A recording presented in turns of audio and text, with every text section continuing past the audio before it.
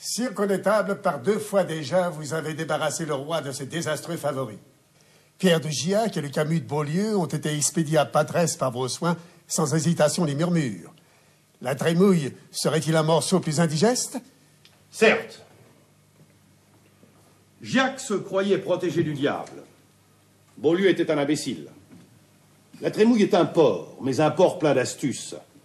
Il sait la haine qui l'environne et il se garde mieux que le roi. N'avez-vous pas quelques hommes dévoués dans son entourage? Aucun. Le grand chambellan paraît bien en public? À peine. Depuis l'été dernier, il vit avec le roi enfermé dans la forteresse d'Amboise. Une flèche peut l'atteindre cependant, non? Une muraille de garde le protège. Et l'on dit qu'il porte une cotte de maille nuit et jour. Vous nous avez donc convoqués pour nous apprendre que la Trémouille est invulnérable.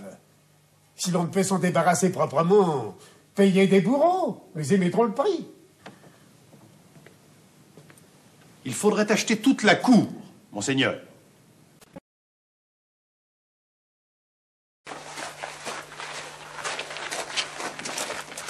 Coelho, qu'est-ce qui vous est arrivé? Je suis tombé dans l'escalier de ma logeuse, monsieur le sous-principal.